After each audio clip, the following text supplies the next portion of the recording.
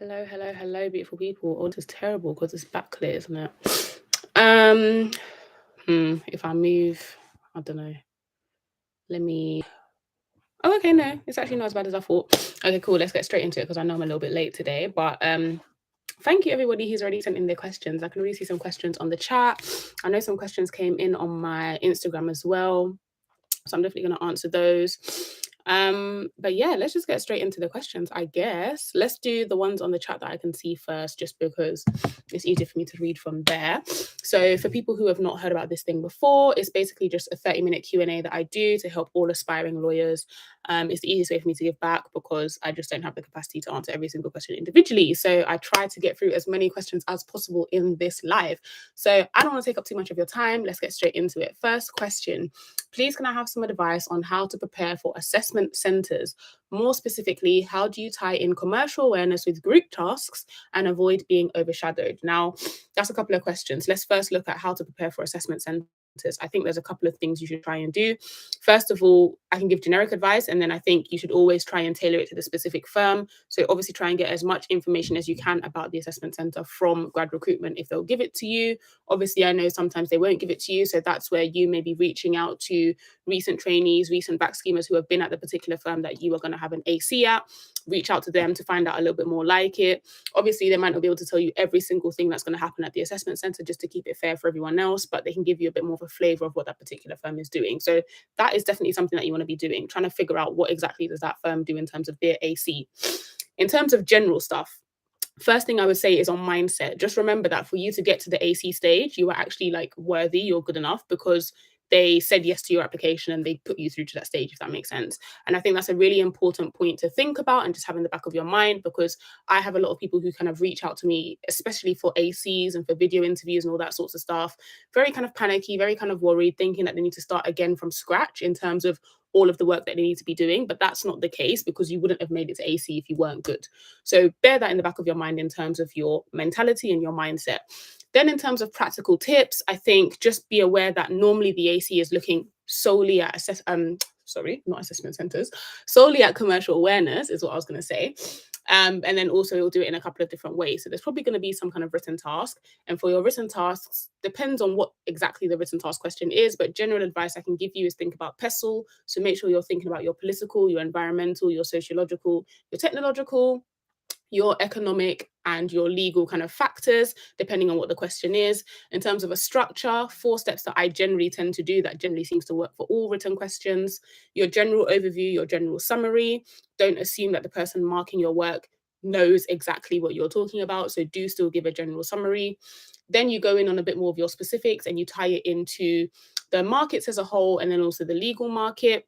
Remember, in commercial law, the legal market tends to interconnect with your financial market, with your environmental market. So it's going to be connecting with all of the markets anyway, but obviously your main focus is going to be on the legal market.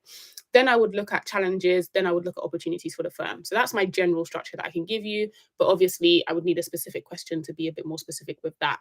So that's your written assessment. In terms of the group task, which I think ties into the second part of your question, so how do you tie in commercial awareness with group tasks and avoid being overshadowed? The group task is there to assess how well you work in a team, because in a law firm, you will be working in a team.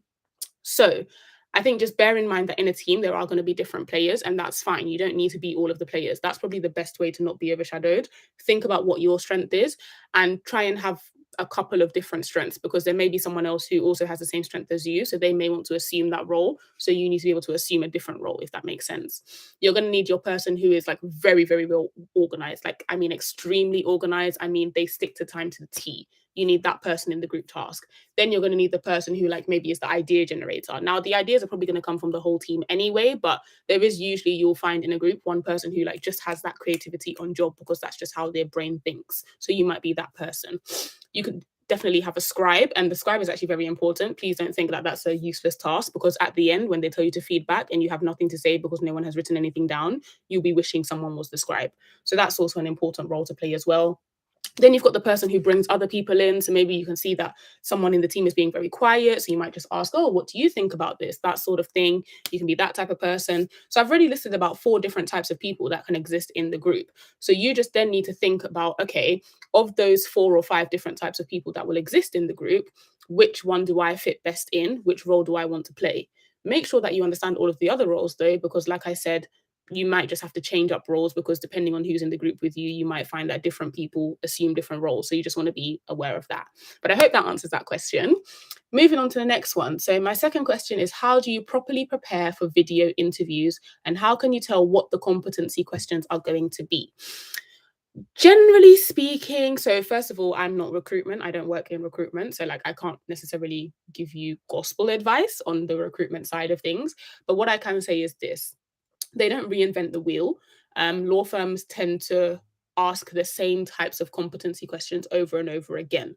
So if you can look at enough, Legal Cheek, Corporate Law Academy, Commercial Law Academy, My Page, loads of other legal Instagrammers, like if you can look at enough of those different questions that people have put out to help you with, you're probably going to come across a question at some point. In the same way that if you think about like your GCSEs or your A levels or uni or whatever, if you do enough past papers, you'll see all of the questions in some way, shape, or form, right? Because nobody has the time and energy to reinvent a whole new question. It's kind of similar with interviews. They're not going to create a whole brand new one. It's going to be stuff that has already kind of been done in different ways, shapes, or forms. So get as much practice as you can. In terms of telling what the competency questions are going to be, I would say go on the firm's graduate recruitment website. And I've actually done a video on how to research law firms. So I would suggest that you look at that video because then you'll understand what I'm talking about when I go into this next bit. But go onto the firm's graduate recruitment website and have a look at what the firm's values are. It may also say what the firm's competencies are, but the firm's values will give you a good idea as to what competencies the firm cares about the most. So, for example, there may be some firms who care a bit more about resilience over teamwork. There may be some firms who care a bit more about problem solving over initiative. Like, it depends on what the different firms say on their website, but whatever it is that they say, that's probably what they're going to focus on in their interviews as well. So that's probably the best way to get as close to telling what the competency questions will be. But there's honestly just no way that you're going to know for sure because, unless somebody literally goes into the interview before you and then gives you the questions straight after, you're just not going to know what the exact questions are going to be. So hopefully that helps, but do check out that video that I mentioned because I think that'll be really helpful for you as well. Third question we've got on here. Thank you. How can I stand out effectively during a vac scheme? Yes, so I have done a whole series on this on Instagram. So head to my Instagram page after this and I will reshare that series to my story so that you can save that and do whatever you need to do with that. I need to sneeze. Hold on. Oh, bless me. Cool. Yeah, but a quick summary of that series, I kind of split it up similar to the AC. I split it up into the different areas of a vac scheme because most firms will be assessing a vac scheme holistically. So they're going to be looking at, first of all, how you integrate into the team that you are assigned to. So you may be assigned to a trainee buddy, you may be assigned to an associate buddy, you may have lunch with partners, you may have talks with different departments, all that sorts of stuff. And they may or may not ask for specific feedback from particular individuals in that team that you've been assigned to. So they're going to be looking at how you fit in with the team and how personable you are. So on that front, you just want to make sure that you're a decent human being. Like for me, I'm not really that extroverted. I'm quite introverted, but I will do little things like, go and say hi, how are you? Have a quick chat with you about like your family or whatever for like 5 minutes and then go and do my work. That's my way of interacting and being personable with people. For you, you might want to go to the pub and go and have a beer with people. There will be plenty of opportunities to do that throughout the VAT scheme. So if that's more your vibe, go and do that and be personable. The second thing that I would say definitely look at is your different assessed tasks. So different firms do it differently. I think during the wake of the pandemic, there was a lot of forage tasks. So it's basically just an online like platform which has assessed tasks. They may or may not be going back to like more in-person tasks. I'm not entirely sure, or maybe forage is here to stay, but basically there'll be some form of assessed task. And the purpose of that is to give you a flavor of what life would actually be like as a trainee if you were doing typical trainee tasks. You may or may not find that you're doing tasks that are also not actually linked to the department you're in. So for example, if you're sitting in litigation for 2 seats, your assessed tasks might actually be on corporate, for example. That can obviously be quite daunting because obviously you might not have had any experience in that, and that's okay. No one's expecting you to get the task completely right. What they are expecting, what they are assessing is how do you logically think about work that is given to you. And that's the same way I as a trainee am being assessed as well. Like when I'm given a task from an associate, I definitely get markups, I definitely get comments, but they're looking at how do I think about what they've given me. So the advice that I can give you there is A, read the instructions very carefully and don't go too far away from the grain. I think the way kind of education in the university system is set up is that we often think about, oh, let's go and do extra research, let's go and look for extra resources, all that sorts of stuff. You don't need to do that here. This is the practical world, this is the real world. If they tell you, look at paragraph 2 and bring out the information for this, don't go and look at paragraph 4. Just look at paragraph 2, if that makes sense. So literally, very specifically, follow the instructions. Then I would say make sure you leave yourself enough time, because obviously, again, for the majority of people on a VAC scheme, this is the first time you've come across particular concepts. So I would say, let's say your task is given to you on a Monday and it's due on a Friday, try and make a start on it that Monday so that you can have some time, fresh eyes, come back to it again on like the Wednesday, for example, and have another go at it.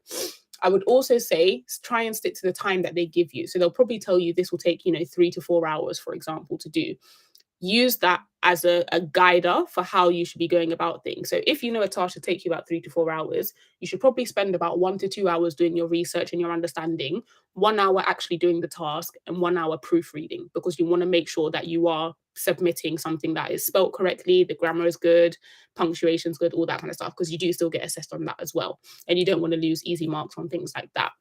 So that's the advice I can give you in terms of the assessed task. There will also be group tasks, and everything that I said at the beginning of this live goes with that as well, because, just think about the different types of people that will be in a group, and then make sure that you are contributing to the group and you are actually also staying on task. That's actually also a key one as well, because I think there can definitely be group tasks where like you get given a question or you get given a task and people just go away and just start talking and talking and talking, and then it's like there's 5 minutes left and you guys haven't actually figured out an answer to whatever the assessment was. Do you know what I mean? So just make sure you actually stay on task with that as well. So what else could there be? Your interview at the end, yes, how could I forget? Probably one of the most important pieces. You will probably have either a partner interview or some kind of second TC interview at the end of your VAC scheme as an opportunity for you to say that you want to actually have a training contract at that particular firm. Now, with that, prepare for it in the exact same way that you prepared for your initial interview, i.e., again, and I have done a video on this, but make sure that you know what the firm's competencies are, what the firm's values are. Make sure that you have your 3 clear reasons in your mind as to why you want to be at that particular firm. Make sure you've done your practice questions. And again, I have done a whole series of reels on different interview questions. So if you want to have a look at those on my Instagram, please do. But make sure you know things like who the firm's competitors are. If you have applied to other firms, because sometimes they may ask you, have you applied to other firms?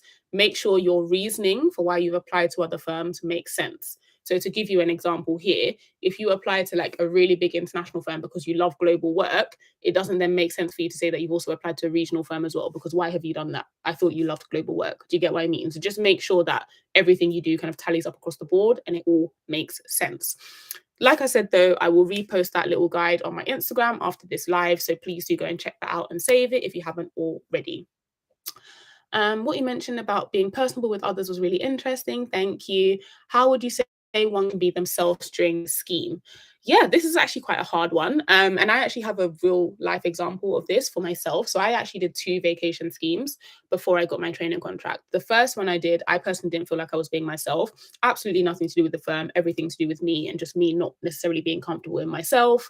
And then the second one, I'd kind of grown a lot kind of personally, and I did feel a lot more comfortable being myself. And I felt like that reflected in my like how I outputted my work as well in that scheme.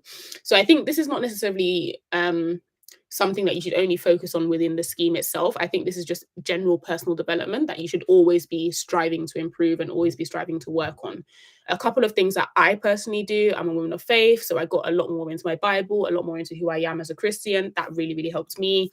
Obviously, if you're of a different faith, get into that religious book. If you're not of faith, there are other ways that you can get into who you are as a person. So you can look at like positive affirmations, you can read self-help books, you can listen to affirming music, you can watch affirming videos. Like there's so many ways to kind of get into that sort of thing. So I would say try and build that habit up from now, like whether you're applying, whether you're doing a VAC scheme or not, and then that will help you in the long run.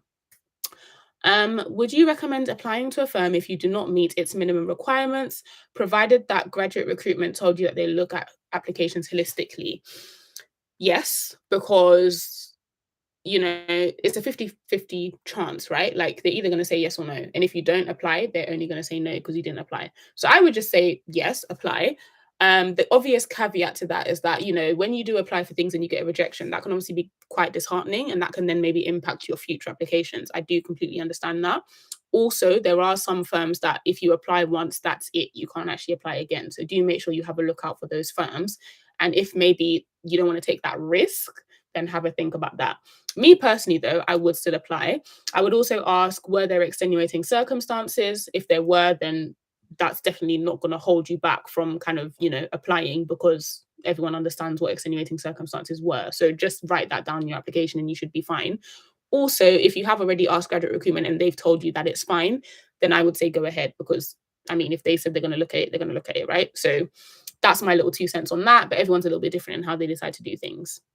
How do you stand out? By being yourself. I say this all the time, but like, even if you have a twin, even if you're a triplet, nobody is you. So insofar as you are yourself, you will stand out because nobody is you. By being yourself, I mean things like, even when you're being personable. So for example, if you do go to the pub and you have a conversation with someone, you don't have to make generic small talk like, oh, look at the weather today. Oh, there's a strike. Talk about something that you're genuinely interested in. I remember in my previous seat, me, my supervisor, who was a partner, counsel, and another partner, we had a good hour-long conversation about the Tinder swindler and the legality of it. Why? Because I love watching trash TV. Like, you cannot pay me enough to stop watching trash TV. Some people might feel like that's not an appropriate thing to talk about in the workspace, but for me, why not? If that's something I enjoy and that's something that I can speak a lot about, why can't we have a conversation about it? So just think about what is it that you like to do? What do you enjoy? Whether it be academically with particular subjects, whether it be extracurricular, so with volunteering things, whether it be particular work experiences that you've had. I know, for example, one of my volunteering work experiences that I've had, which I know for a fact no one else has because I know everybody in that village, is that I worked or I volunteered at a foundation in Gomwadana in Ghana, which is the village where I'm from.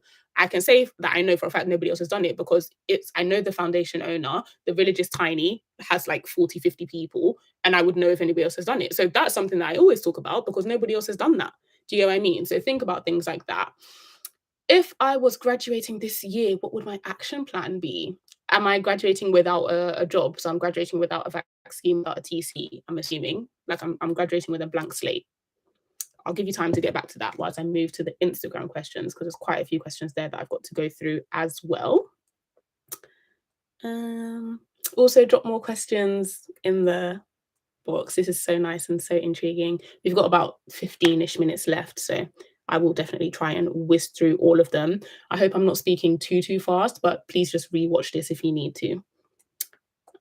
Okay, so question 1 from Instagram we've got is tips on performing well on a VAC scheme. I obviously went through that before, so I'm not going to repeat myself again, but I just want the person to know that I did read out their question and they can obviously go back to the timestamp to listen to that answer. Second question we've got is, what area of law do you see yourself in the next 5 years? Personally, I always find questions like this really, really difficult because I feel like for me, and I don't know if other people relate to this as well, but the way the legal industry is, like when I was in sixth form, all I could think about was getting to uni, right? When I was in uni, all I could think about was getting a VAC scheme. When I was on a VAC scheme, all I could think about was getting a TC. And now that I'm on the TC, all I can think about is finishing. So it's very difficult for me to think like further than that because there's just so much to do in this interim period that it's very hard to think further than that. But I think in terms of a broad area, I definitely have an interest in ESG. I've not hidden that. Like I've got a whole bunch of videos on my YouTube channel about ESG. So I do think I love that area. ESG is obviously very broad. So there's so many different ways that I could become a lawyer in that area. But yeah, I think it's going to be something to do with ESG. What is your advice for applying for training contracts, please? Very, very broad question, but I will do my best to answer. First of all, I have a video on how to prepare for training contract application season in summer. So please do watch that video on my YouTube channel. I think first thing I would say is know yourself and have an idea of what types of firms you want to apply to and apply for. So, you've got the big international ones, you've got the national ones, you've got the regional ones, you've got the high street ones. Like have an idea of what type of work you're looking for. And if you don't know, then maybe try and get work experience in a few different ones to just see which one kind of floats your boat. Then have a think about maybe what type of people you kind of want to work with and what type of lawyer you want to be. And I know that's a bit like I just said, I don't really know what type of lawyer I want to be because I'm just thinking in the moment. But if you can, and if you do know what type of lawyer you want to be, then you can then think about which firm will help you become that type of lawyer. Think also about your learning style and where you like to train. So good examples are like, for example, I know of some firms where they have like 2 to 3 hours of training for trainees every day for like the first month of their seat, for example. And then there's some firms where they maybe only have like a week of training for their first seat and then carry on and kind of be thrown in more of an apprenticeship style. So just think about you as a person and how do you learn best? Do you need more of like a classroom based kind of training environment and then you practice what you preach after you've learned it? Or do you want to just be thrown into the deep end? Do you want to just have a go, make mistakes, and then, oh, actually, now that I've made this mistake this time, I won't make this mistake again, sort of thing? Like, have a think about how you learn best. Also think about the different benefits and opportunities that come along with the salary, especially if you want to train in London. Majority of the firms are all training at very similar rates. So your salary is not necessarily that important anymore. But you can look at things like what other benefits do you get? So some firms have like well-being accounts, some firms have like cycle to work schemes, some firms have gyms, some firms have private health insurance. Think about all of those things and whether that's important to you. Also, just the general opportunities. So some firms have their guaranteed international secondments. Some firms have guaranteed like client secondments. Think about all those things as well. Are those things that you want to do? And then you can also think about future prospects, although I would caveat that by saying that you can definitely train at one firm and qualify at another. There's no, like, law in particular is one of those industries where people move around all the time. So don't feel like you have to stay in one firm. You do what's best for your career. But you can also think about, as an associate, what would you want to do at particular firms as well? So hopefully that answers that question. And the final question on my Instagram before I come back to the YouTube chat is, do you ever work at weekends? If so, how do you plan your social life and other interests? I actually very rarely work at weekends, if I'm being honest, but it's purely because, from what I can see, it's the way of how I work. So in the legal industry, from what I've gathered over like the past 18 months that I've been in it, a lot of people like to log off early on Fridays, I assume because they're going out, but then they'll make up the time that they've logged off early over the weekend. I'm the complete opposite. I very rarely go out on Fridays, mainly just because I'm actually tired after a long week of work. So if I am going to go out on the weekend, I'd probably go out on a Saturday or a Sunday instead. So if I get given work at like 3 p.m. on a Friday, and usually at that time, an associate will probably say, oh, you can do this over the weekend, because in their mind, they're thinking, I'm going to want to log off early so I can go out. I'm not going anywhere. I'll say I'm finished this. I'll log off at 7, 8, and then I will have my weekend free. And that is generally how I've approached a lot of things. And I found that nobody has had an issue with that, because usually the only reason you need to do weekend work is because something needs to be sent to a client 9 a.m. on Monday, which obviously means you need to do it before 9 a.m. on Monday, right? So if I do it on Friday, it doesn't really matter. Having said that, obviously, if there are times where I just need to be at like a meeting or something like that for whatever reason, remember, I work in an international firm. So there are some countries or jurisdictions that we work with where their working week is different. They might actually work on a Sunday, for example, which then means that I actually have to do a meeting on a Sunday because that is their working day, if that makes sense. So there can be instances like that. But me personally, I very rarely work on weekends. Okay, yeah. So back to the, if you were graduating this year, what would your action plan be? I think, what would I do? In this cost of living crisis too, I would need a job. I would probably just apply for any job, but I would make sure that I'm applying for a job that's just giving me enough money to like live, but it's not taking too much brain power from me, if that makes sense. Because I do think applications take a lot of, it takes a lot out of you. So if you have, if your brain is like split in too many places, it can be quite difficult to focus on your application. So I'd probably just apply for like maybe like a warehouse job or like a retail job or something like that. Something where you just talk to people and it's like a pleasant day, but you don't necessarily have to think too much, if that makes sense. So I'll do something like that, shift work. And then on the side, I'll probably do what I would be doing in uni as well. So my action plan would be something like, for the first 3 months or 6 months out of uni, bulk up my skill set, bulk up my work experience, for example. And then maybe from month 6 to month 9, depending on when the application cycle is, start getting ready with my application, start networking, start speaking to people in different firms, start reaching out to people on LinkedIn, etc., etc. And then actually do the application. So I would kind of split it up like that, but my time would just be dependent on when the application cycle actually starts, and then I would shift things around a little bit to make that all work. Have you ever dealt with self-doubt, fear of failure? If so, how did you cope with it or overcome it? Every day of my life. Like, I find it so interesting when people ask these questions, because like, obviously I don't know you personally, but for me as an individual, like, self-doubt and oh my gosh, yeah, like, if I could count the number of times that in my own head I've just been like, Steph, you can't do this, I would have been a millionaire by now and I wouldn't have to work. So, how do I actually cope with it or overcome it? I don't know. Well, I say that. I don't feel it as much anymore. I was going to say I don't know if you fully overcome it because I think journeys are not necessarily linear. Like it's not always you just progress. It's very much like this. And sometimes you'll do great and sometimes you'll fall back to where you were and then you'll do great again and all that sorts of stuff. And I think once you come to terms with that's how things tend to be, it gets a bit easier to manage. Me personally, like I said in the beginning, I'm a woman of faith. So getting into my Bible bag has really, really helped me. Reminding myself who I am in Christ has really, really helped me. Also, positive affirmations. I think I actually have. Oh yeah, I do. So I'm actually gonna start like releasing them to you guys next month. But I have these little like affirmations, desk affirmations, which come with a little easel, which is so cute. And they actually tackle literally just that. So I've got three different sections. Like one tackles overcoming self-doubt and self-sabotage. One tackles overcoming perfectionism, because you know a lot of us legal people are type A, like we don't know when to quit. And then overcoming overworking and downplaying accomplishments. So there's loads of little affirmations that I say to myself every day, and like I just go through them. I put a little one on my little easel like that, and I just have it in front of me, and it just reminds me of little things. So I find that quite helpful, and hopefully you find it quite helpful too. How do you balance getting a 2-1 with making applications? One of my modules slipped majorly in my penultimate year, me getting a 2-1 is on the line, which makes me worried as I go into final year. To be fair, I was actually in this position because both in first year and second year, there were 2 modules. To be fair, in second year, it was my own fault because I knew I wasn't good at public law and I still went to go and take a public law module. And then I completely like flopped that public law module. But anyway, basically, I'm saying I was in a similar position because I was teetering. I think have an understanding of what exactly it is that you need to do to get the 2-1. And I say this because I think, I don't know about you, but for me anyway, prior to uni, I was definitely someone that could spend like all my whole day in a library just studying and revising. And that's not actually the most effective way to learn. Um, Especially with law, like you physically can't read all the books, you physically can't do every single thing they tell you to do in the SGS because there's just not enough hours in the day to do it. Like you won't sleep, you won't eat, it's not practical. So I think maybe you need to have a kind of game plan of writing down a list of, okay, what do I not understand, and then take those questions to your tutor and you sit down with them in their office hours, because they do have office hours, they have to help you, and you sit down with them and you say, okay, look, I don't get this point, let's go over it again. I don't get this point, let's go over it again, that sort of thing. And then switch up your revision in the sense that you don't necessarily need to go back over and read stuff, but you more want to be focusing on your practice exam questions, especially at uni.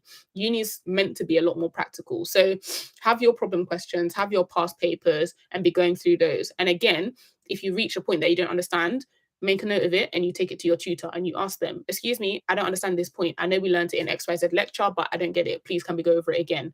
And I think that's the most efficient way to go through things. And then it just makes things a bit easier because it takes that stress off of you of thinking that, oh, I need to sit in the library for 13 hours a day now because otherwise I'm not going to get 2-1.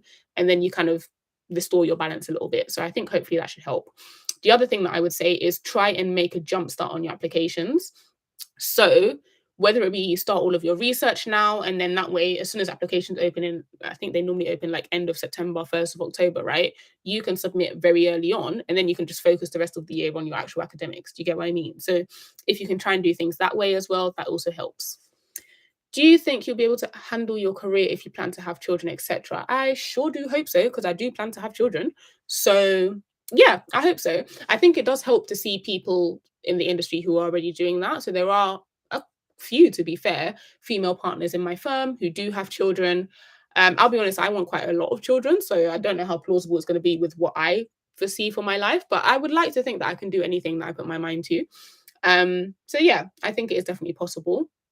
um I don't know that I could necessarily have children like right now with what I'm doing at life, but in the next 4 or 5 years, I don't see why I couldn't, and I don't see why I couldn't still be in the law and be doing what I want to do in the law as well. So hopefully that answers your question, and hopefully that encourages you that you can actually do whatever it is that you want to do. That shouldn't be something that stops you from getting into the legal industry.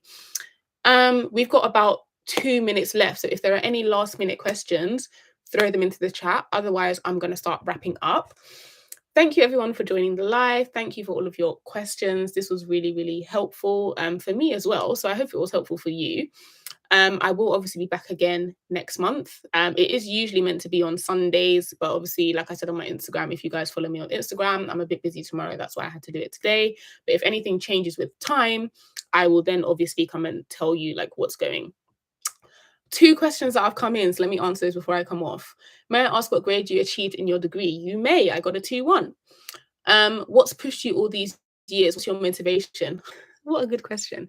A few things, family, but not in like the soppy sense of like, well, yeah, I suppose yes, in the soppy sense of like, I love my mum and like I want to give my mum the world. So yes, in that sense. But also I didn't necessarily have like the best environment growing up. So I kind of just wanted to escape that environment. And I knew that I needed to be in like a high paying career to be able to do that.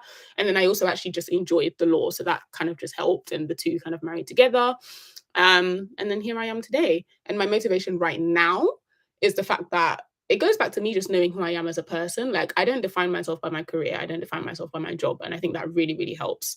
So if things go wrong, if I make a mistake, I don't let it get to me because I'm just like, yeah, I'm more than my TC. So I don't actually really care like that. And I can actually just improve and get better. And I think that's a better mindset to have.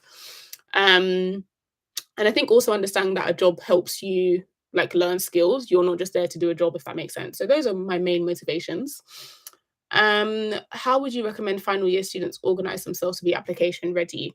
This is a time for you to be networking, to be meeting people, especially this time of year, because you go into final year in like September, right? So like right now, where you've got your summer break, obviously do go out and have fun, have a break. Like you've just studied all of second year, and second year is grueling. So have a break. But start to also think about your applications. Like I said earlier, I do have a video on how to prepare for application season over the summer. So watch that video.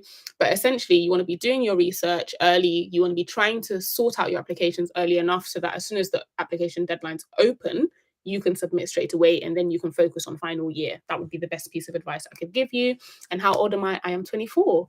I'm going to end it there because I did say this is going to be a 30-minute live. But drop any questions you want in the comments and I'll get back to them next month. Jesus.